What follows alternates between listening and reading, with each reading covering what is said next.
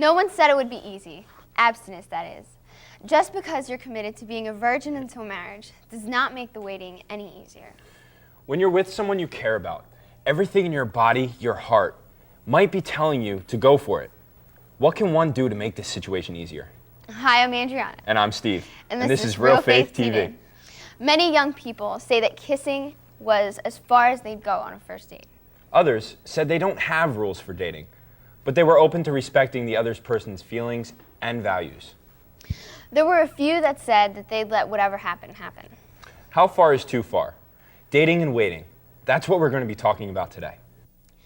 Today we'll meet Joe and Kayla, who are also dating. They will tell us what they think too far is too far and why they've chosen to wait for sex until marriage.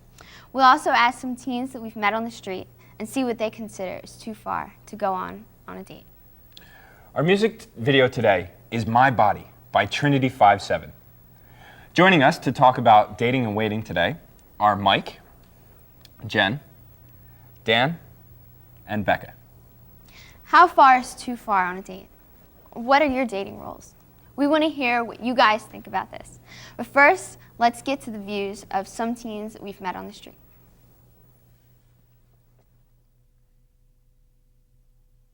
How far is too far on a date? For me, I only kiss a guy because I don't see the point of going any further. It's too close to the line. I would say sex is too far. First of all, too far is when you're an older person dating a young little girl. You know, if you're over 23, 24, and you're messing with somebody that's 16, 17, regardless of the age legal, she's legal of age, I think too far starts there. How far is too far on a date? Getting the pants off and the shirt off. How far is too far on a date? Anything more than a kiss. How far is too far on a date? Well, when you start questioning yourself, that's when it's too far. It depends on your relationship with the person and how you feel about them. I'd say it depends on how the date's going. I mean, if it's a good date and both people want to go, I'd say, I don't know, anything in the pants on a first date is all much. And what are some of your dating rules that you have? Dating rules. I don't think I have too many. How far is too far on a date? There's no such thing as too far on a date. What are your dating rules? My dating rules are be an absolute gentleman, treat her like a lady, and maybe she'll treat you to something at the end. Just basically, when the girl says no, man, she says no. You know what I'm saying? Don't try to force any drugs upon her and force her to smoke weed or try to get her more drunk and try to get her, to do whatever you want her to do. Because in the long run, it's just going to mess you up in the long run anyway. You know what I'm saying? Date rape. That's what it's all about. How far is too far on a date? Sex. How far is too far on a date? I mean, anything more than kissing on a first date, that's too much. So, if you're going out with the person, then it's different. You can do what you want. But if it's just a date, then nothing more than kissing. Do you have any rules on dating? Any guidelines that you follow? Any rules? Yeah, I don't want to really pressure a girl into do anything. It's totally up to them. I just really want to have a good time and hope they have a good time too. Talk with females more and enlighten their minds and to show them who they are on the inside as a woman and not just as an object. They need to know how to grow with each other. I mean, younger women are growing up more attractive nowadays. Maybe something in the water, But, we just need to learn how to just enlighten. Look at it like that's your little sister. Look at it like that's someone that's close to you, that you wouldn't want to hurt. That is so true, and I think sex is definitely too far on a date. I mean, like they're saying, even on the first date, I know when I kiss somebody, it's going to be because, I like them a lot and because it means something, not any sexual attraction or anything. What do you guys think about that? Well, something that one of the girls on the roll-in said kind of made me think, because we're talking about dating, which to me sort of like, triggers first date. You don't really know the person. You're not really involved with them. But just because most teenage dating doesn't result in marriage, I don't think that means that you can't have a loving, committed relationship while you're a teenager. So I think a lot of people figure that different standards apply. If you wouldn't go further than a kiss on a first date, then maybe they think that you can get into other kinds of sexual activity if you're in a relationship with someone. So, what does that mean? Because just because sexual activity doesn't necessarily mean sex, I'm not sure that's appropriate. Now, you mean sexual activity as a whole, right? Right, yeah. Okay. Well, sexual activity can be basically defined as anything done to sexually arouse another person. That means petting, heavy backseat makeout sessions, fondling. All this is to get another person's body ready for sex. I have a friend who went way too far. She was 16 years old and she had sex, and now she has to live with this responsibility of being a parent now, which I respect her for doing that and like taking care of her child, but she had to drop out of high school and she had to lose her teenage life now. And she still didn't learn from that mistake, and she had sex again. Now she has another child on the way.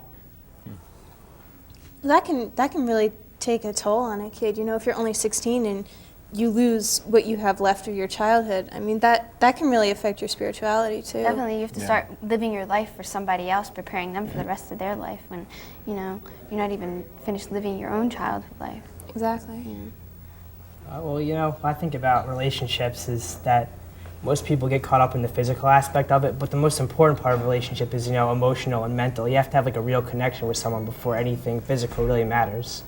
It's really just like a bodily process, like eating. It's not that important. But, like a mental, emotional connection with someone, it's like a once-in-a-lifetime chance, and you have to try to get that if you can. Right, the best way probably to stay out of the physical things and getting caught up in them is just to make sure that whatever you do doesn't turn someone on or lead them on sexually, and then that's probably just a good rule of thumb to follow. I think you can definitely determine if you've gone too far, if you're feeling guilty, or if you wouldn't want your little brother or sister to do what you were doing, or if you'd be embarrassed to be recognized, like when Jesus' presence. A good reminder for us is to remember that Jesus told us in Matthew chapter 27, I think verse 20, it was, I am with you always. Remembering that Jesus is with us should not be viewed as we're being watched. Instead, knowing that Jesus is with us reminds us that we're all capable of resisting temptation. And definitely a relationship should be spiritual, like Mike was saying. And like Joe and Kayla, they've been dating for a few months now. And we're also going to hear from what they both thought of today, and they're both waiting until marriage to have sex. And they're in a relationship that, they understand each other, what they're going through, and that's great that they can have that communication with one another. Let's see what they have to say.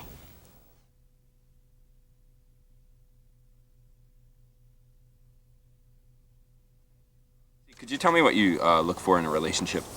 What I look for in a relationship really is a best friend, because at this time in my life, I'm only 19, and really, a best friend's really the best thing you could have. I mean, I'm not really looking for anything more than like somebody who I could have complete trust in, and of course there's a certain level of like romanticism, but I really look for a best friend, somebody I could talk to, somebody who understands me, somebody who could talk to me and I could help as well.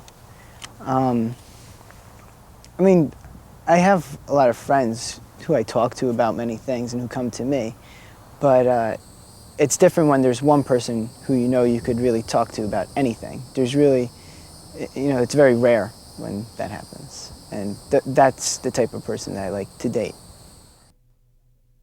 There are two things that tend to really bug me that I try to avoid, that I've witnessed many times in relationships. And I'll confess, maybe I've given in sometimes, and the first thing really is getting attached too soon. One thing that I noticed with many couples is that you'll be dating like a day, and all of a sudden they love the person already, Oh, I love you forever and ever and ever. And you got to say I love you at least like 100 times a day. Otherwise, you don't really mean it, or something like that. I don't know. I don't see anything wrong with just liking somebody, like really being good friends with them. I feel that for a healthy relationship, a healthy and moral relationship, you should have a really strong friendship that either is balanced or outweighs the physical side of the relationship. Because if you're not balanced, like you really, there's going to be something missing. And it's really wrong to be physical with somebody without the emotional part there. And, we save marriage for love, and that's why we should save sex for love. Wow, it seems like Joe's faith really plays a part in his dating decisions. Yeah, it does. How much does your faith play a part in when you date? Well, I think faith is definitely really important to me when I'm making decisions with people I'm dating, because, especially if you really love the person and you really do feel like you have a spiritual connection with them, it really is tempting to go further physically. But I just remember that I have to stand by what I believe in, and that's definitely kept me from doing things that I know I'd regret. A lot of young people think that sex and sexual activity is going to seal the relationship. I have bad news for them. Most teen relationships don't end in marriage. So although they might feel like it's gonna last forever. Right, it's the one that's most likely wrong. Now let's go back with our interview with Joe and get his advice on how to avoid the temptation to engage in sex outside of marriage. Could you give us an example of what makes people think that they're ready? Yeah, like I was saying, about people getting attached too soon. They for some reason, people fall in love so fast. I don't know what it is really. I guess it's just natural for somebody to want to be loved and want to love. And once you allow yourself to love, it's very easy to be influenced by somebody else or by yourself. Like if you think you're in love with somebody, you're not really gonna see a problem with anything else, It's really a psychological trap, and that's where I think faith comes into it, because really no matter what you think, the faith really faith stays the same. And as long as you hold strong to your faith and beliefs and not really turn away at all, because if you get caught up in a relationship, it might distract you. You might lose sight of that faith. And the most important thing concerning anything really, not just sex, relationships, anything moral, you have to always keep strong to your faith. Otherwise, you'll be distracted and you could go down a path away from that. Waiting is a struggle. Don't let anybody tell you otherwise. It's a struggle in many ways, because in a relationship, there's always, everything influences everything else. There are things that make you feel closer to a person. If you feel that you truly like a person, you're going to be closer with them. The closer you get with them, the more you're going to tend to be attracted and want to have sex with that person. And that's wrong if you're not married.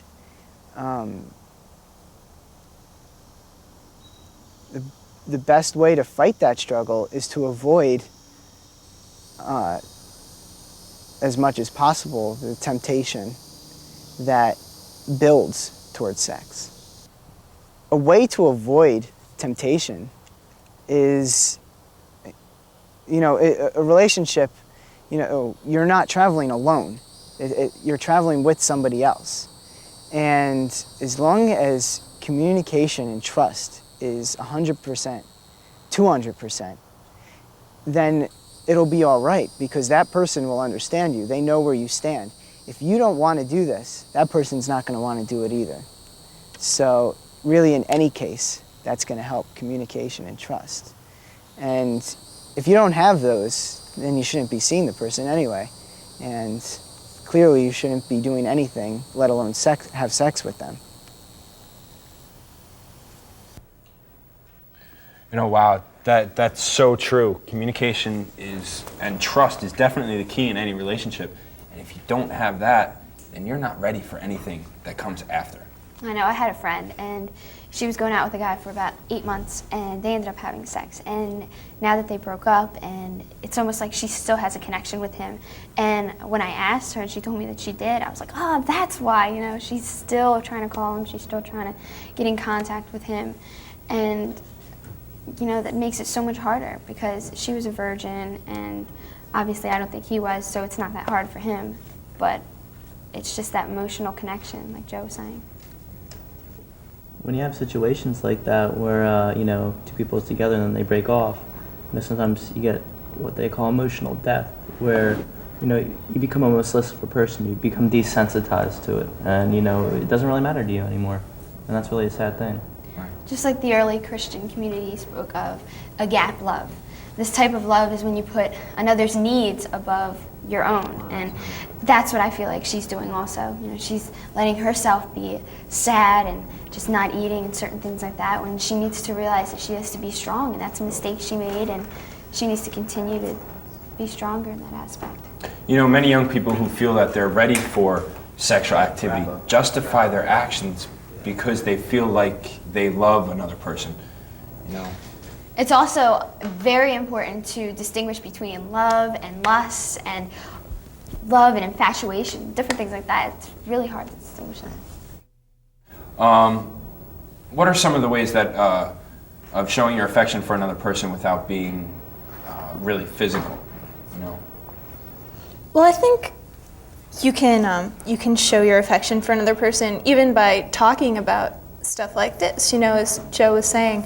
If you're talking to the person that you're with about what your views on sex are, and they know how you feel about it, I think that's a way of showing your love and respect for them too. Well, why don't we meet Joe and find out what they thought about dating and what Kyla looks for in a date.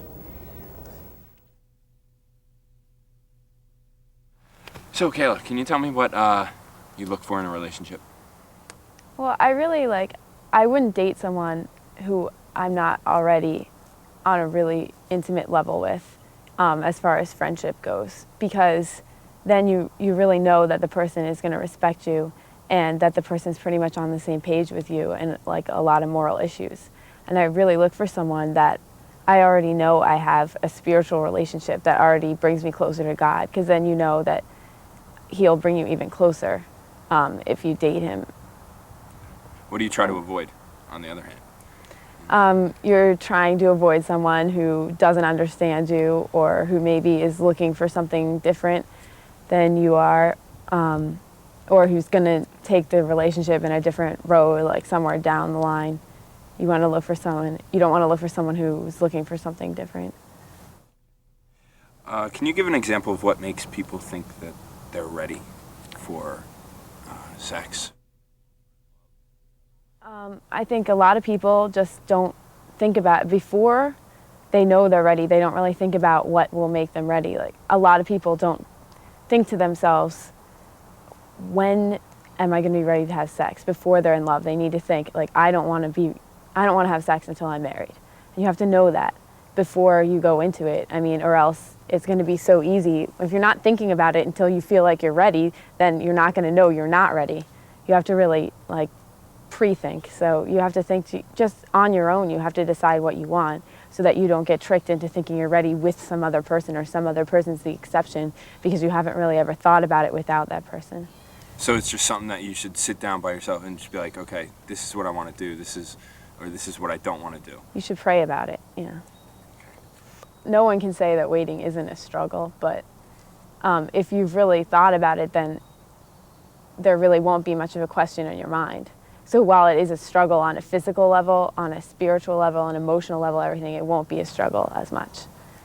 So you can avoid the struggle. Well, on the spiritual side, you know, you're closer to God, because not waiting until you're married is a sin, and every sin brings us away from God. If you wait until you're married, then you're closer to God. And I mean, you're also closer, you know, you have something beautiful to give your husband if you wait until you're married. That was so beautiful that Joe and Kayla have such a great relationship and they make such a cute couple. I mean, to have the same viewpoints and this important thing that they hold close to one another. Yeah, it is. And she had some very, very strong comments on what she looked for in a relationship, and it was, like you said, beautiful. And they're really lucky to have found a person who believes in the same things and premarital sex, and not everyone believes in that. You know, what if you're in a relationship where someone is pressuring you to have sex? What do you do? A lot of times I think people are afraid to tell the people that they're dating that, they're Christians and they don't want to do this because this is what they believe in. They think that people aren't going to accept that or whatever. But I've really found that the opposite is true, and a lot of times, people find that really does make sense, and that'll sort of bring them over too. Mm-hmm. That's right, and before we go, here we have a few ideas you can think of when you're on your date. Wear some kind of jewelry that will serve as a visual reminder of your pledge to remain abstinent. And just in case things get a little too hot and heavy, you'll remember. Have a plan for your date ahead of time. Think of creative ways to express your affection for your date that does not include physical intimacy. Write a love letter, bake a cake, go hiking, even do a service project together. The list is endless. Now stay away from drugs and alcohol. These substances are responsible for up to 40% of first-time sexual encounters. They also allow your pressure drive to increase, and your ability to actually make good decisions decrease. What are your rules on dating? We want to know what you think. Contact us through our website. And also post your thoughts on our message boards or drop us an email. Our website address is www.realfaithtv.com. And if you're not connected to the internet, you can also call us at 609-406-7402.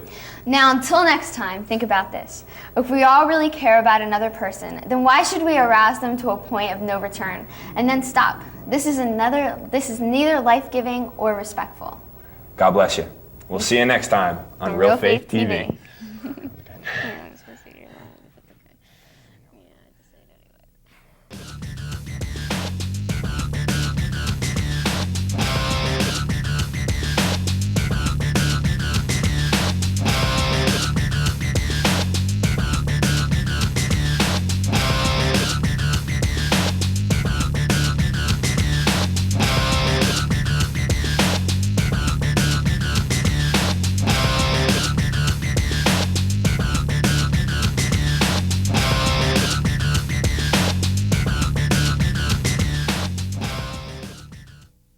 It takes less than 1 minute to find out if you may have prediabetes.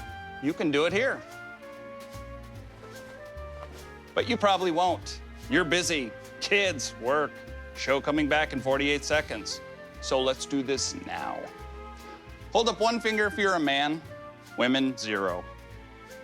3 more fingers if you're over 60, 2 over 50, 1 over 40. If you're not sure, keep in mind you're sitting on a couch right now, so 1 more finger if you're not very active. 1 finger if yes, 0 if no. 1 yes, 0 no. Next, find the body type that looks most like you and hold up that many fingers while I look around awkwardly.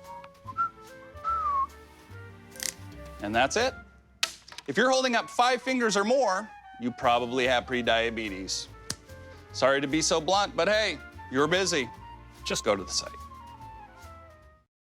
Pretty much a good day for me would be people leaving their hands off of me. I'm always called names. Everywhere that I go, there's always someone calling me names, calling me gay. I've been choked, thrown up against a wall, punched. Nobody's ever tried to help me.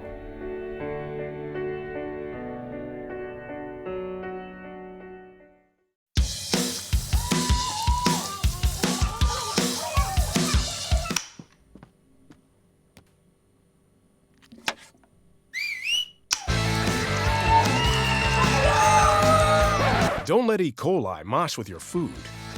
An estimated 3,000 Americans die from a foodborne illness each year. You can't see these microbes, but they might be there. So always separate raw meat from vegetables. Keep your family safe at foodsafety.gov.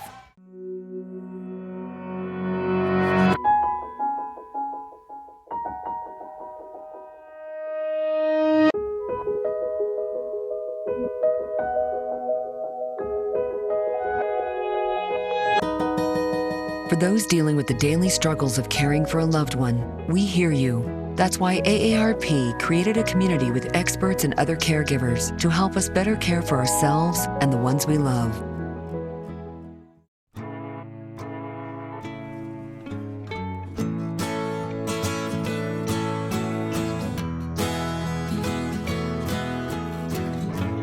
Wake the sun, tell him that I've begun to dream of things to come, and tell the trees not to look for me. I'm going to find some peace of mind. Wake the sun, wake the sun, wake the sun, wake the sun.